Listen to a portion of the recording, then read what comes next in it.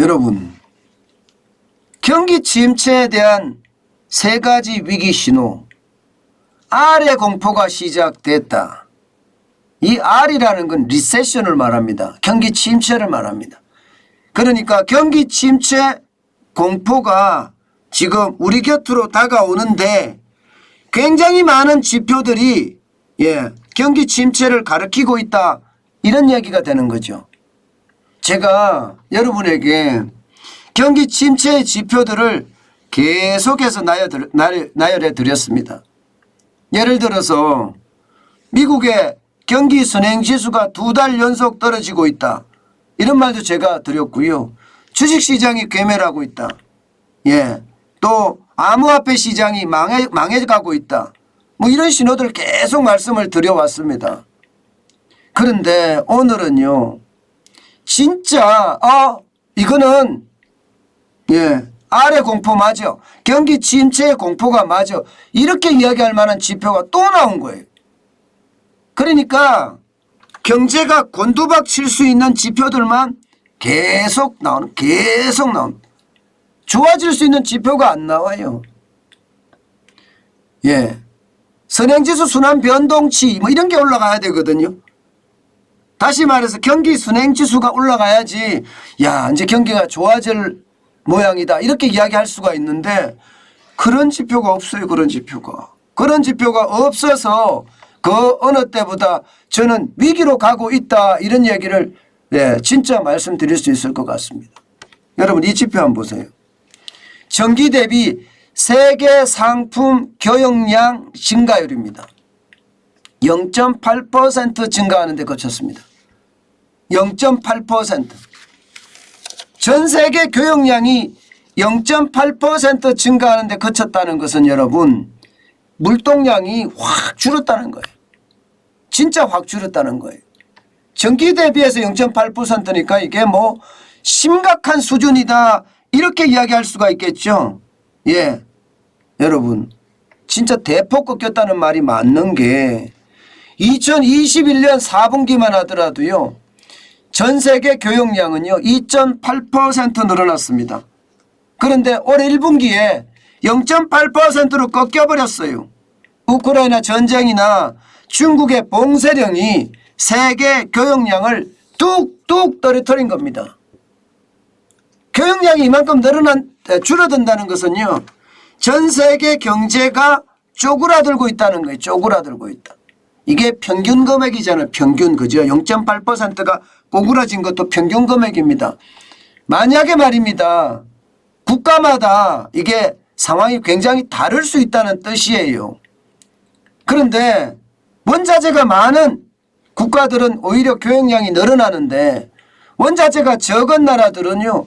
교역량이 오히려 줄어드는 경향이 굉장히 강해지고 있다는 것도 또 하나의 트렌드다. 또 하나의 분위기다. 이렇게 말할 수가 있습니다.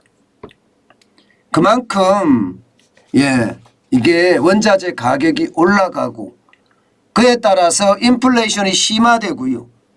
그러니 금리를 올릴 수밖에 없는 미국도 금리를 지금 0.75%라는 자이언트 스텝을 계속 하고 있잖아요. 그러니까 금리가 인상되니까 사람들이 돈을 안 쓰는 거예요. 사람들이 돈을 안 쓰니까 교역량이 떨어지는 겁니다. 이게 저는 큰 핵심이라고 봐요. 이게. 그러니까 R의 공포, 리세션의 공포, 경기 침체의 공포 실제로 지금 드러나고 있죠. 실제로 드러나고 있습니다.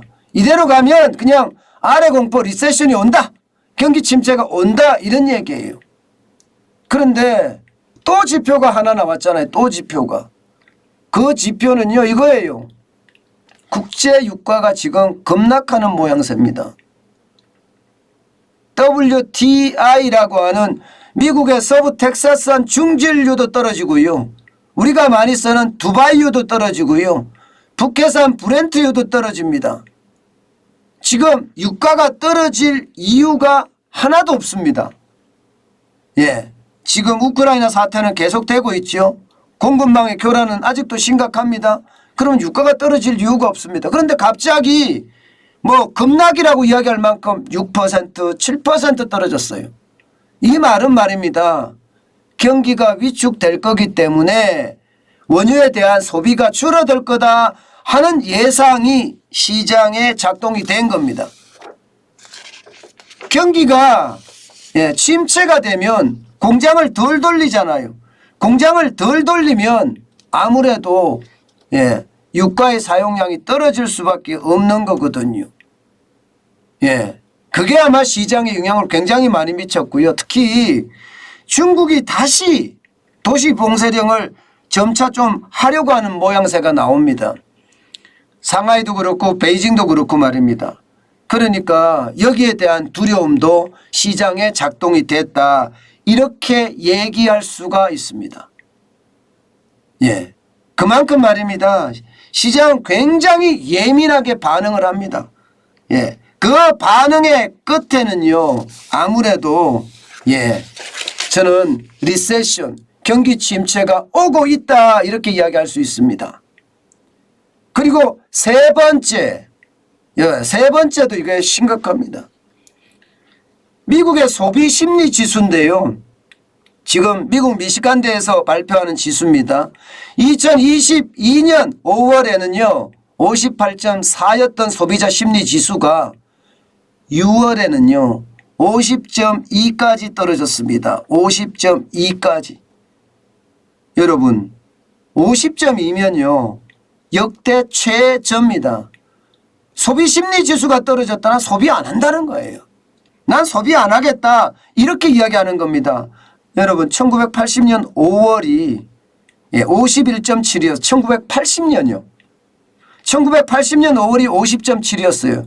그때가 1980년 5월이면 2차 오일 쇼크 끝물이죠. 끝에. 그죠? 2차 오일 쇼크.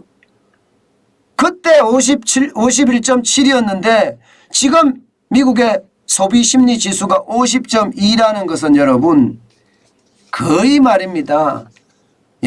이게 경기가 완전히 급전직하할 수도 있다 이런 얘기가 여기에 포함이 되어 있는 겁니다. 그만큼 말입니다. 경기의 어떤 침체의 어떤 모양새는요 계속 나오고 있어요. 5월 소매 판매도요 전월 보다가 실제 미국에서는 0.3% 감소한 것으로 나타났습니다. 5개월 만에 감소세. 5개월 만에 감소세. 그러니까 소비자 심리에 대해서도 지금 굉장히 나쁜 모양새로 돌아가고 있다 이런 얘기가 되는 건가요? 굉장히 나쁜 모양새로. 결국 말입니다 여러분. 교역은 떨어지죠. 점점 떨어지죠. 그러면 우리 수출에도 영향을 많이 미치겠죠. 여기에다가 유가는 떨어집니다. 다행히 떨어지는 건 우리에게는요 원자재 값이 좀 덜 들어가니까 다행이라고 이야기할 수 있지만 침체라는 것은 더더욱 안 좋죠. 여기에다가 여러분 그나마 소비라도 좋아야 될 텐데 소비까지도 나쁩니다. 그러니 이 아래 공포는요 아마 리세션의 공포는 앞으로도 계속될 거고요. 그런 시장의 어떤 분위기를 그대로 반영한 것이 아마 제 생각에는 요즘 비트코인 아닌가 싶어요. 비트코인 아닌가. 여러분 비트코인 안 보세요. 올 1월 1일만 하더라도 비트코인이 47,687원이었습니다. 그런데 6월 19일 현재입니다. 오후 4시 현재예요. 18,416달러예요. 원이 아니고 달러인데 죄송합니다. 그러면 얼마나 떨어졌습니까? 거의 70% 가까이 떨어졌죠. 70%. 진짜 많이 떨어진 거예요. 결국 말입니다. 아래 공포, 리세션의 공포는요. 지금 지수들이 쭉 나열되면서 실제 자산시장에서 붕괴를 이끌고 있다. 이런 얘기가 되는 거예요. 채권 시장의 붕괴, 암호화폐 시장의 붕괴, 주식 시장의 붕괴. 그 다음은 어딜까요? 그 다음 부동산 시장만 남았습니다. 부동산 시장으로 갈 날도 그렇게 오래 남지 않았다. 저는 그렇게 생각합니다. 그만큼 말입니다. 지표가 말하는 경제는 아래 공포 리세션 여기서 좀 더 나아가서 S의 공포라고 이야기하는 스태그플레이션에 대한 공포 아마 크지만 커졌지 절대로 말입니다. 줄어들지 않을 것으로 보입니다. 줄어들지 않을 것으로 보여요. 그래서 리세션은 그 어느 때보다가 빨라진다. 저는 그렇게 예측하고 있습니다.